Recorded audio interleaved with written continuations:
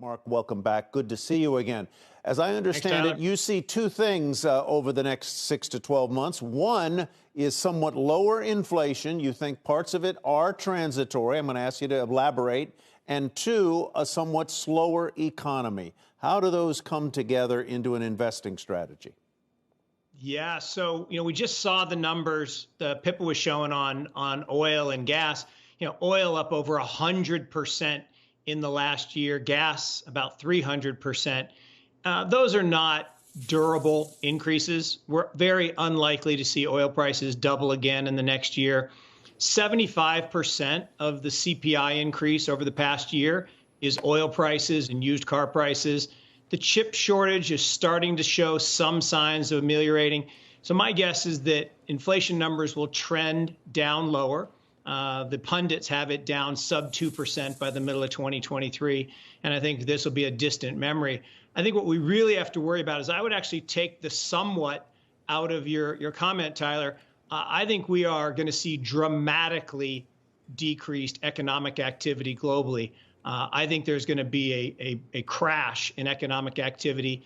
If you've seen the picture of the ships anchored off the ports in China, they can't get in to unload. They can't get back reloaded to bring stuff back here. Supply chains are going to get worse. You've heard people all over Davos talking about it. I think that we're on the verge of a really difficult period. And I don't want to be too alarmist, but you look at 90-year cycles, Tyler, 1840s. We had super high leverage. We had too much speculation. And then we had a depression. Then in the 1930s, we had too much debt, too much speculation, and we had. So here we are 90 years later, and that 90-year cycle is really tough. So if we don't make some really smart policy decisions, I do get pretty nervous. Do you think, let me drill a little bit on the China question. If China reopens, does that scenario of depression go away, or would the return of Chinese capacity into the economic system take so long that it really wouldn't make all that much difference? No, really insightful question.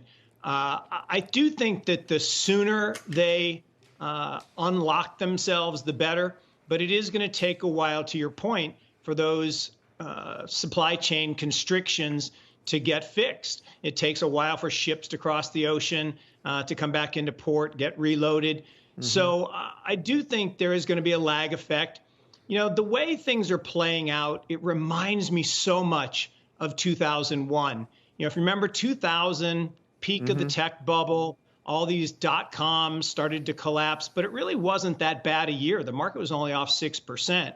It was really in 2001 where the downdraft started. We had the first quarter negative GDP, just like this year. Second quarter, we had a little rebound, but then third quarter with 9/11, we had another down quarter and we had a recession. But then the problem was we had all the frauds, the Enrons, the WorldComs, and all the restatements of the so-called earnings from the dot-com bubble.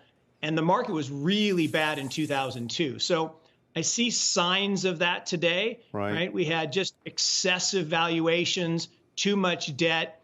And to your point earlier, where do you hide? Well, you hide in the staples. You hide in companies that have this novel concept, Tyler, called profits. Gone are the days where we're going to pay 10 and 20 times revenues for companies that don't make money. I think that's over forever.